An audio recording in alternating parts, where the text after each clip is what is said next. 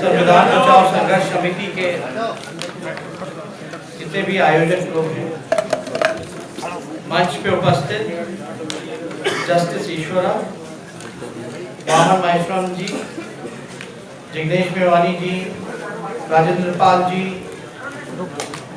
गौतम जी, उर्मिलेश जी, दिलीप मंडल जी, अरुंधति रावे जी, मनोज झा जी, रतन लाल जी, अनिल जय जी, सूरज मंडल जी, अब्दुल हमीद जी, हजारी जी, अली अनवर साहब जी, योगेंद्र यादव जी, जितने भी हमारे नौजवान युवा दोस्त और हमारे पत्रकार भाई, सबसे पहले मैं national convention on social justice पे जो आज चर्चा हो रही है, संविधान बचाओ संघर्ष समिति को मैं धन्यवाद देता हूँ, बधाई देता हूँ कि आप लोगों ने सब लोगों को जोड़ने का काम किया और ये चर्चा कराने का काम किया। और मैं मानता हूँ कि ये चर्चा सिर्फ यहाँ दिल्ली में बैठ करके एक जगह होने से नहीं होगी, बल्कि देश के हर एक राज्य, हर एक राजधानी, हर एक जिले, हर एक ब्लॉक, हर एक पंचायत में होनी चाहिए, ताकि लोगों को एहसास हो, जानकारी हो और लोग जागरूक हों कि उनके साथ, उनके भारत के संविधान के साथ किस प्रकार से छेड़खानी की जा रही है। आप लोग सब लोग जानते हैं कि यहाँ सत्ता में कौन लोग हैं, बताने की जरूरत नहीं, लेकिन हम फिर भी दिल से चाहते हैं कि एक बार फिर से हम बताएं और उनको याद दिलाएं कि वो कौन लोग हैं। वो लोग वही हैं, बाबा गोवलकर और गॉडसे के वंशज हैं, जिन्होंने अंग्रेजों की गुलामी करने का काम किया और लगातार जो मनुवादी सोच के लोग हैं, सामंतवादी सोच के लोग हैं, जो देश को हमेशा से वर्ण व्यवस्था में रखने का काम किया, छुआछूत, भेदभाव, जो दलितों को, पिछड़ों को, आदिवासियों को इंसान ना समझ करके जानवरों जैसा बर्ताव करने का काम किया, आज वो लोग सत्ता में काबिज हैं। और मैं मानता हूं कि इनके रहने से हमारा देश टुकड़े टुकड़े में बट रहा है। अगर देश को बचाना है तो भाजपा और आरएसएस को भगाना पड़ेगा। आप लोग सब लोग जानते हैं कि घोषित इमरजेंसी का वातावरण है। अभी वमान साहब जी ने इलेक्शन कमीशन के बारे में बताया, एक संस्थान के बारे में बताया जो संवैधानिक संस्थान है। आप सोचिए कि देश में जितनी भी संवैधानिक संस्थानें हैं, उन सबको अपने बेनिफिट के लिए पूरी तरीके से हाईजैक कर लिया गया है। चाहे सीबीआई हो, ईडी हो, आरबीआई में आप देख लीजिए, पहले देश ने ऐसा कभी नहीं देखा जहां दो गवर्नरों ने इस्तीफा देने का काम किया।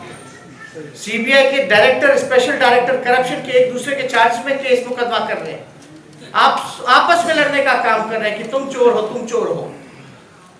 और इनका यही वर्ण व्यवस्था जो है, जो सदियों से चलता आ रहा है, मनोज झा जी ने भी जिक्र किया और लालू जी ने तो 2014 के इलेक्शन में बकायदे, 2015 के इलेक्शन में बकायदे बंच ऑफ थॉट्स किताब लेकर के गांव गांव तक ले जाकर के बताने का काम किया, लोगों को जानकारी दी। और लालू जी समझते थे, भांप लिया उन्होंने कि ये लोग, जितने लोग हैं, सब लोगों ने मंडल पे वार करने का काम किया। अगर ये लोग सत्ता में रहेंगे तो देश हमारा बचेगा नहीं। इसलिए सबसे पहले हम लोगों ने बिहार में रैली करने का काम किया था। उस रैली में नाम हम लोगों ने देने का काम किया था, भाजपा भगाओ देश बचाओ रैली। इसमें भारी संख्या में लोग वहां पहुंचने का काम किए थे और पहला प्लेटफॉर्म था जहां जितने भी ऑपोजिशन पार्टियां थी उन सबको एक मंच पर लाने का काम लालू जी ने करने का काम किया। और लगातार अभी भी प्रयास चल रहा है कि जितने भी ऑपोजिशन पार्टी है सब लोग एक प्लेटफॉर्म पे आ जाए, क्योंकि जो लोग देश में बचे हैं, आज चाहे कितना भी आपसी मतभेद हो, ईगोज हो, उन सबको दूर करना पड़ेगा अपने देश को बचाने के लिए, अपने संविधान को बचाने के लिए।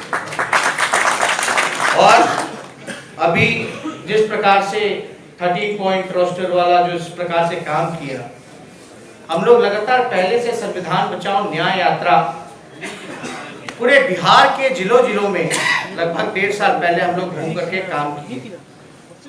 और आप देखिए कि अब धीरे धीरे किस प्रकार से संविधान के साथ छेड़छाड़ हो रहा है।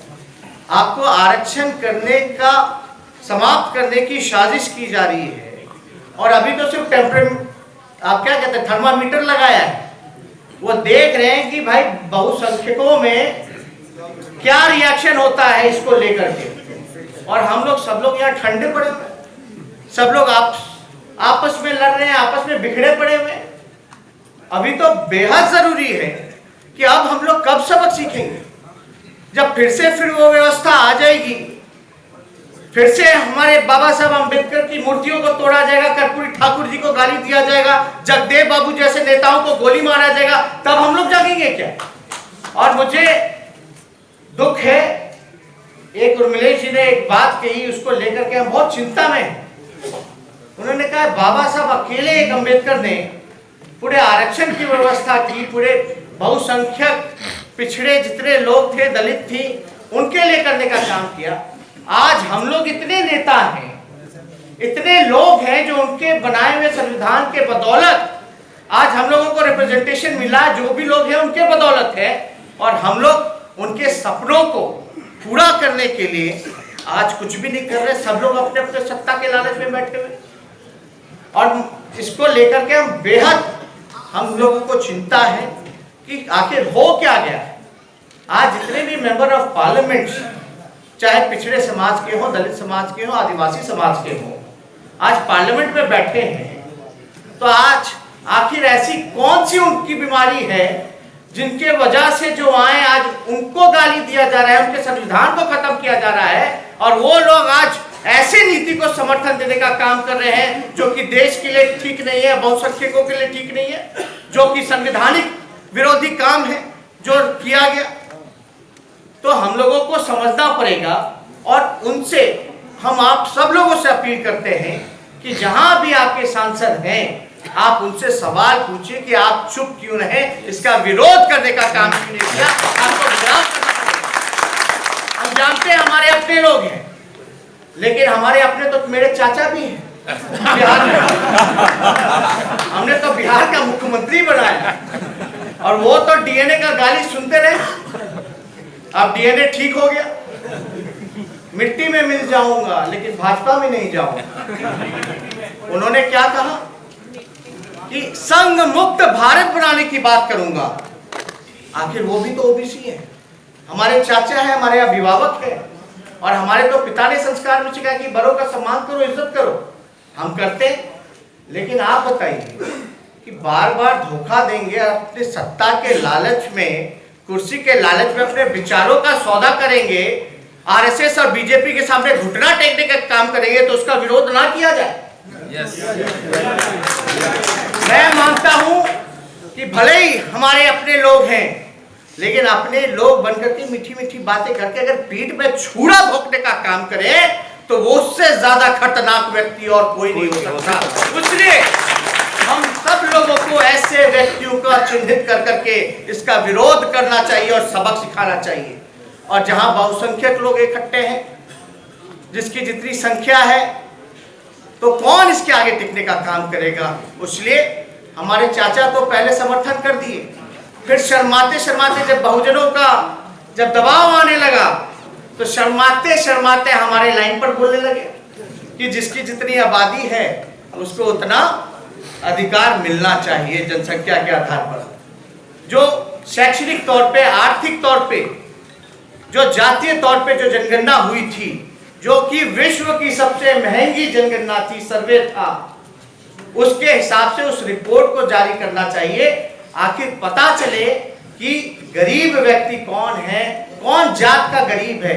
51% दिहाड़ी मजदूर है तो वो कौन जात के, भीख मांगने वाले हैं तो कौन जात के, रिक्शा ठेला चलाने वाले हैं तो कौन जात के हैं, भूमिहीन है तो कौन जात के हैं।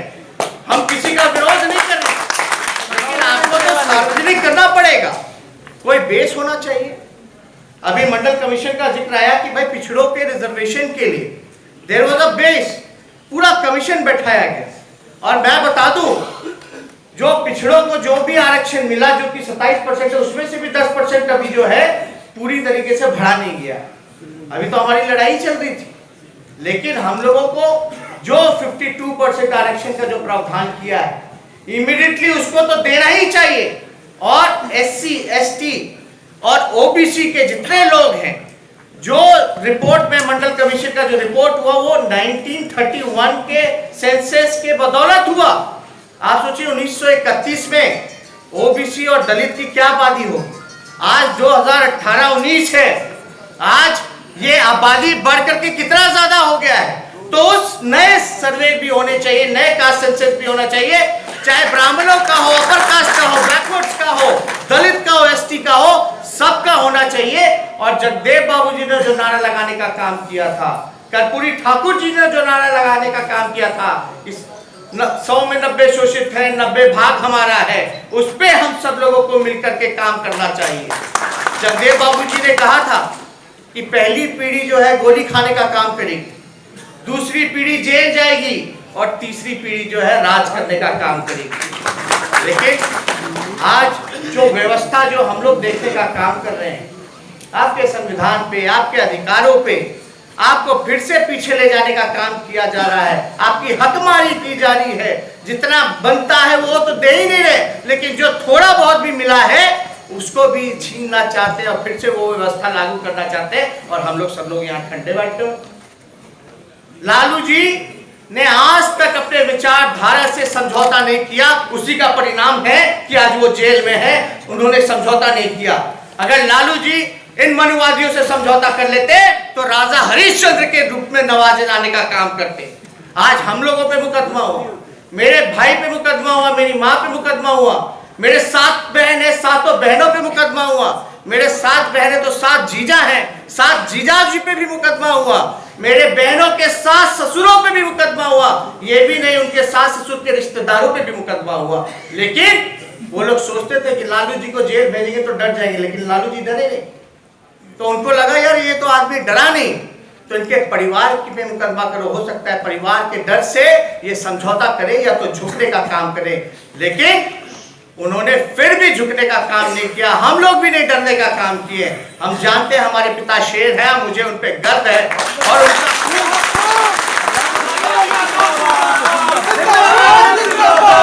मैं आप सब लोगों को मनोज झा जी ने पहले जिक्र किया कि चाहे एक सीट आए ना आए, हम वोट की परवाह नहीं करेंगे, लेकिन अपने विचारधारा से समझौता नहीं करेंगे। और आप देखिए कि बात की गई गरीबी की। अरे हम अपर कास्ट के विरोध भी नहीं है, ठीक है, अपर कास्ट में भी गरीब होते हैं, मानते हैं, लेकिन आरक्षण जो है ये आमदनी बढ़ाओ योजना तो है नहीं, इससे आमदनी तो बढ़ाई नहीं जा सकती। ये तो रिप्रेजेंटेशन की बात थी, जो वन व्यवस्था कायम थी, छुआछूत थी। आप बताइए कभी सुने कोई ब्राह्मण का लड़का जो है घोड़ी पे उसको नहीं चढ़ने दिया गया? हम तो यही देखते हैं ना कि भाई दलित के बच्चे को घोड़ी पे नहीं चढ़ने दिया गया, बारात नहीं निकालने दिया गया। और अगर दलित में अगर आर्थिक रूप से जो मजबूत लोग हैं, क्या आप उनको ब्राह्मण मानोगे? नहीं मानोगे। मांझी जी, जितना मांझी बिहार के मुख्यमंत्री रहते हुए एक मंदिर चले गए दरभंगा में, वापस आने के बाद पूरे मंदिर की शुद्धिकरण की गई। ये स्थिति बनी हुई है। अखिलेश यादव तो अखिलेश जी, जो भी लोग, कई लोग हैं ऐसे, और अभी भी ऐसे इतनी मंदिर है जहां दलितों का प्रवेश करने पे बंच ऑफ थॉट्स में देख लीजिए काशी विश्वनाथ मंदिर का जिक्र है। ये जो आरएसएस के जो बाबा हैं गोवलकर, उन्होंने किताब में लिखा कि अगर दलित या दलित का कोई नेता काशी विश्वनाथ मंदिर में जाता है तो स्वर्ण जातियों का गुस्सा होना जायज है, उसको मार के भगाना पड़ेगा। ये है उनकी विचारधारा। और हम क्या चाहते हैं? हम लोग क्या कब तक देखते रहे कि ये बंच ऑफ थॉट्स हमारे संविधान की जगह पे आ जाए? तो इसलिए बेहद जरूरी है कि हम सब लोगों को एकजुट होने की जरूरत है। एकजुट होकर के एक बड़ी आंदोलन करने की जरूरत है। और जब तक इन लोगों को मजा नहीं चखाया जाएगा, आप लोग समझ जाइए, जब तक ये लोग सबक नहीं सीखेंगे तब तक ये लोग बार बार अपना प्रयास नहीं छोड़ेंगे। ये लगातार कुछ ना कुछ नई नई जुमलेबाजी करके नया नया डाइवर्ट कर देंगे, इशू तुरंत डाइवर्ट कर देंगे। अब चुनाव आता है तो उनको राम जी याद आ जाते हैं, राम मंदिर याद आ जाता है। गिरिराज सिंह जी बोलते हैं कि हम लोगों को बोलते हैं हम लोग इंसानियत के पक्ष में बोलते हैं, भाईचारा के पक्ष में बोलते हैं, पीस की बात करते हैं, तो बोलते हैं कि इनको पाकिस्तान भेज देना चाहिए। अरे गिरिराज सिंह का देश का, ये उनके पिता, उनके बाप का देश है क्या जो हम लोगों को पाकिस्तान? जो लोग का कोई देश के आजादी में कोई कुर्बानी नहीं रहा, जिन्होंने अंग्रेजों की चमचाई करने का काम किया, आज वही लोग जो है हम लोगों को देश के बाहर करने की बात कर रहे हैं। आप लोग सब लोग जानते हैं कि ये लोग आएंगे फिर नया जुमला लेकर के, सबका साथ सबका विकास, इंक्लूसिव डेवलपमेंट की बात करते हैं। मेरा मानना है कि इंक्लूसिव डेवलपमेंट से तभी हो पाएगा जब आप इंक्लूसिव रिप्रेजेंटेशन देने का काम करोगे। इसलिए इंक्लूसिव रिप्रेजेंटेशन आपको देना पड़ेगा, उसके भी हम लोगों को लड़ाई लड़ने की जरूरत है। और ज्यादा कुछ हम कहना नहीं चाहते, लेकिन आप देखिए 66,666 रुपए महीना कमाने वाला जो 8 लाख सालाना जो है, उसको है जो उसकी रिजर्वेशन दे दिया गया। हम लोगों की मांग रही कि निजी क्षेत्रों में भी SC, ST, OBC जितने भी गरीब लोग हैं या जो back bencher of the society है, जिनको मेन स्ट्रीम में लाना है, आप उनको आप रिजर्वेशन दो। जहां पब्लिक सेक्टर में आप देखिएगा रिप्रेजेंटेशन कैसा है, कहीं ना के बराबर है। जितने भी संस्थानें हैं या जो भी हैं, पब्लिक कंपनीज हैं, उसी प्रकार के लोग हैं, कहीं रिप्रेजेंटेशन नहीं मिलता। लेकिन इस वाले जो नियम जो इन्होंने लाने का काम किया, आरक्षण देने का काम किया है, फर्स्ट टाइम पब्लिक सेक्टर में भी, यूनिवर्सिटीजों में भी इन्होंने स्वर्ण को आरक्षण देने का काम किया है, 10% आरक्षण देने का काम। लेकिन हम लोगों को अभी तक कुछ नहीं मिला। और हम लोग का यही है कि पूरी तरीके से सर्वे हो और उसी आधार पे नया कास्ट सेंसस के आधार पर जिसका जितना हिस्सेदारी बनता है उसको उतना देना चाहिए। और जो मंडल कमीशन में जो ओबीसी के लिए जो है, वो तो कम से कम अभी तुरंत दे ही देना चाहिए, लागू कर देना चाहिए। और जो अभी 13 पॉइंट की जो बात आई रोस्टर का, हम लोग मांग करते हैं सरकार से, आग्रह करते हैं हाथ जोड़ करके कि अभी आप लोग ऑर्डिनेंस ला करके इसको तुरंत खत्म कराने का काम। हम लोग पार्लियामेंट में हैं, इसमें मनोज झा जी, हम लोग सब लोग जो हैं लगातार बात कर रहे हैं, चर्चा कर रहे हैं। और भी जितनी भी लाइक माइंडेड पार्टीज हैं, हम लोगों का प्रयास रहेगा कि उन लोगों को भी अपने साथ ला करके इस मुहिम में जोड़ने का काम करें और इस आंदोलन को हम लोग जो है बल देने का काम करें। ज्यादा कुछ नहीं कहना है, बाकी सारी बातें आ गई हैं। लेकिन जितने भी आप लोग यहाँ उपस्थित जितने भी लोग हैं, आप लोगों को जब भी हमारी जरूरत पड़ेगी, आज भी जरूरत पड़ी तो एक फोन पे हम आप लोगों के पास आ गए। अगर बहुजनों के लिए गोली भी खानी पड़े तो हम उसमें पीछे नहीं हटने का काम करेंगे। वो 7 पॉइंट रेजोल्यूशन है, उसको हम लोग पास कराने का काम करेंगे।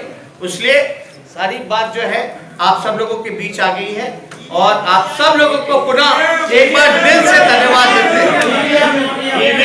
ईवीएम पे हम लोग बात कर रहे हैं लगातार, और ईवीएम की जहां तक बात है, हमारी पहली ऐसी पार्टी है जो जीतने के बाद भी हम लोगों ने डिमांड करने का काम किया कि ईवीएम से इलेक्शन नहीं होना चाहिए, बैक टू बैलेट होना चाहिए।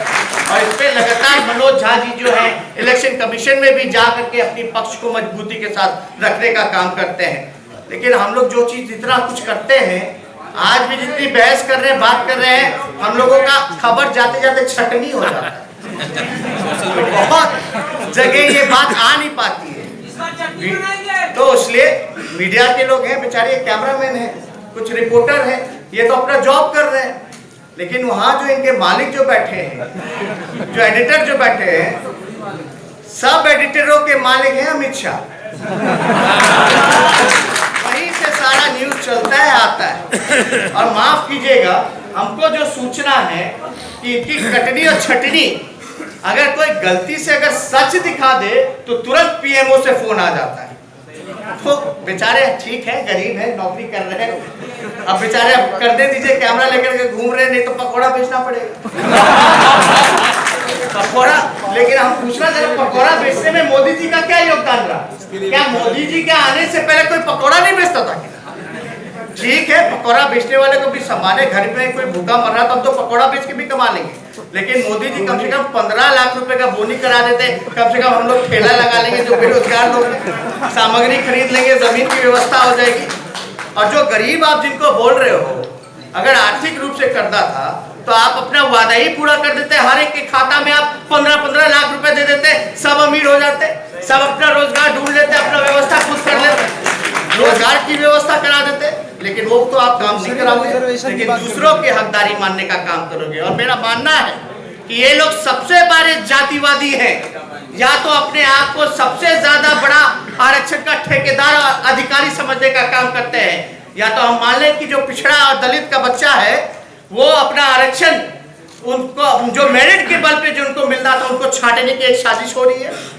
आज जो लोग मेरिट की बात करने वाले लोग जो पहले बात करते थे, जो हम लोगों को बोलते थे भीख है, आज क्या हुआ? आज सबके मुंह पे ताला लगा हुआ है, आज उनको भीख पसंद आ रही है। तो ज्यादा कुछ नहीं कहेंगे। हम लोगों ने बिहार में कर्पूरी जयंती के दिन हम लोगों ने आंदोलन करने का काम किया है, और आंदोलन का नाम रखा है बेरोजगारी हटाओ आरक्षण बढ़ाओ आंदोलन, जिसको हम पूरे बिहार में उसको मूवमेंट के रूप में हम लोग चलाने का काम करेंगे और अपनी बात को रखेंगे। बहुत बहुत इसके पहले डॉक्टर रतन लाल धन्यवाद दें। मैं इस हाउस को, इस कन्वेंशन को 7 पॉइंट जो